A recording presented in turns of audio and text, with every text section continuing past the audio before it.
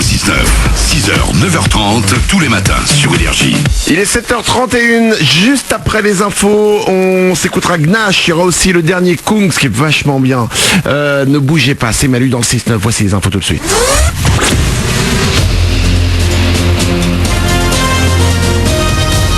Toute l'actu sur Monaco-Menton avec Frédéric Plat.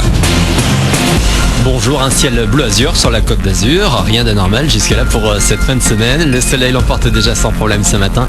Et le mercure déjà bien haut va continuer de prendre de la hauteur jusqu'à 32 degrés. Il fait 22 actuellement à Menton, Monaco et la Turbie, 20 à Castellar. C'était la météo avec votre restaurant La Trégo, les pieds dans l'eau, port de plaisance de Cap d'Aille. Le dossier est clos pour le moment. Un non-lieu a été rendu hier par le tribunal administratif de Nice concernant l'arrêté anti-burkini de Menton.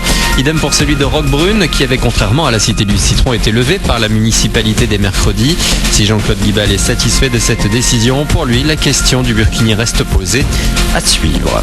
On reste à la plage et vous les avez sans doute vus au moins une fois cet été. Non, pas les burkinis, mais des petits bateaux Veolia de Golfe Juan à la frontière italienne. Ils se sont occupés de nettoyer ce qu'on appelle la zone des 300 mètres dès que vous mettez un pied dans l'eau. Et ils ne font pas que ramasser des déchets, il y a aussi parfois de belles rencontres. Piloté à Cap d'Aille, il a vu les dauphins. Ouais. Moi aussi, je les ai déjà vus. Ouais. Et ici, ce que j'avais trouvé, c'était baptisé sur ce matin, c'est un diable des mers. Donc c'est une raie, elle est à l'entrée du port. Et nous, on voit des masses sombres, on pense à un plastique et tout, on arrive, c'est une raie quoi. Voilà, à Menton, j'ai déjà vu des pêcheurs qui ont chopé un requin et dans des filets, ils l'ont laissé en mer comme ça. Donc nous, on est arrivé, on a ramassé le truc quoi. Il y avait un requin dans les filets quoi.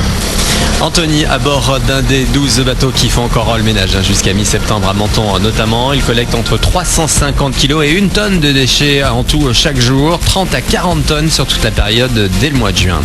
On garde la plage en tête, mais hier c'était la rentrée dans les collèges et les lycées de Menton notamment. Il n'aura fallu que quelques minutes aux élèves de Pierre et Marie Curie pour rejoindre leur classe. Tout s'est bien passé aussi à Paul Valéry. Entrée également hier à Saint-Jean à Roquebrune. Ils étaient près de 600 lycéens, 500 collégiens et 400 en maternelle et primaire. Allez, on y retourne ce matin, bon courage. Le foot, l'art de rebondir. Après la finale perdue à l'Euro, les Bleus sont revenus en forme hier en Italie. Ils ont remporté leur match amical 3-1. Martial, Giroud et le Parisien Kurzawa ont marqué. Un bon début avant le coup d'envoi des qualifications pour le Mondial 2018. Pour eux, ça commence mardi face à la Biélorussie. Jennifer, le teasing. La Niçoise annonce un nouveau single, Mourir dans tes yeux, la semaine prochaine.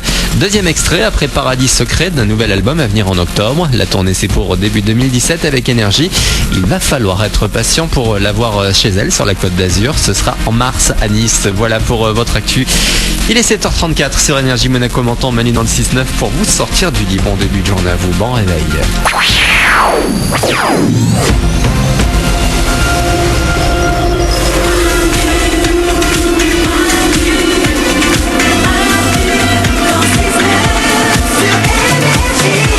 Il est 7h35, il fait beau partout en France ce week-end, profitez-en. Oui, même si c'est le mois de septembre qui arrive, même si c'est la rentrée, j'ai envie encore de faire des barbecues. On n'arrête pas hein.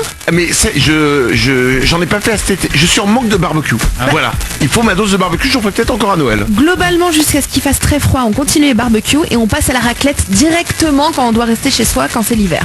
Donc en vrai, on n'arrête jamais les moments de bouffe cool quoi. Je commence à avoir hâte de manger ma première raclette aussi. Alors quand est-ce que tu commences et que c'est pas non plus complètement absurde? Là je trouve que c'est un peu tôt. J'ai failli en acheter une l'autre fois. Oh mais c'est gâché, tu peux pas la faire début septembre, c'est con. Bon écoutez, on parlera du débat de la raclette dans une émission qui... Spécial Savoyard. Voilà, exactement. Dans notre émission spéciale Savoie que nous font d'ici 2 semaines, ne la manquez pas. Si vous avez un premier rendez-vous qui arrive ce week-end, j'aimerais que vous m'appeliez au 0870 42 48. Dans une petite dizaine de minutes, j'aimerais vous prendre au téléphone. Vous avez un premier rendez-vous, vous m'appelez, vous nous racontez l'histoire de ce premier rendez-vous, comment vous avez connu la personne, qu'est-ce que vous envisagez de faire. Ensuite lundi, on se rappellera à la même heure, à 7h45, et vous nous raconterez comment s'est passé ce premier rendez-vous. Le standard est pour vous maintenant, 0870 42 48. On va écouter Souffle dans 2 minutes. Ça s'appelle Mea Culpa, c'est le nouveau Souffle. Avant ça, on a une journée mondiale aujourd'hui. Ouais. C'est le 2 septembre, c'est la journée mondiale du citron.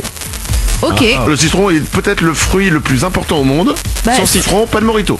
Bah, pas de mojito, dans ton Coca Light, sur ton poisson. Ça sur le poisson, je t'avoue, je m'en fous. Mais alors sur le mojito, là, sans poisson, citron, ça marche plus. Ça me gave dans le coca, moi. Quand j'ai demandé juste un coca, qu'on m'amène un coca avec des glaçons et une tranche de citron.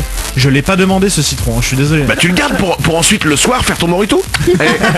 Alors, demain il y aura une autre journée mondiale, c'est la journée mondiale de la barbe. Ah, Alors, j'avais vu une étude il y a pas longtemps qui disait que les barbus étaient plus attirants pour les femmes. mais largement. C'est bon ça. Un mec qui n'a pas de barbe et qui est, somme toute, qui se fait pas beaucoup remarquer, une fois qu'il se fait pousser la barbe, a plus de succès, j'ai l'impression. Je ne sais pas. S'il vous plaît, Marion et Anka, au standard, venez voir s'il vous plaît. Excusez-moi, oui, c'est le signe de ralliement. Petite étude s'il vous plaît, est-ce qu'un homme avec une barbe est plus attirant? Pour toi, Oriane, oui. Oui, pour moi, oui. Ok, Anka. Définitivement. Oui. Vraiment? Ah oui. Ok, Marion. Moi aussi, clairement, oui.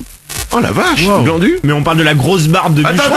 ouais, Glandu, c'est pas parce que t'es un berbe que tu dois t'énerver. Excuse-moi, moi j'ai une belle barbe, et voilà. Et il faut pas mal prendre ce que je vais dire, mais certaines nanas appellent ça un cache-misère. C'est-à-dire que si t'as un visage un peu compliqué ou des traits un peu particuliers, une fois que tu te laisses pousser la barbe, bah ça donne toujours mieux.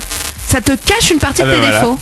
Oui, mais si ça les cache du coup, et que vous préférez ça, moi ça me va très bien, hein, Nico. Non, c'est vrai que c'était le concept des hipsters. C'est que les hipsters avaient une énorme barbe et du coup ça a permis qu'ils puissent choper les filles, quoi. C'est ça. Ah, hein. Comme quoi les bûcherons. Ouais, c'est ça, oui, c'est exactement ça. Vous aimez bien les bûcherons, Bah, j'en connais peu, mais dans l'absolu, oui.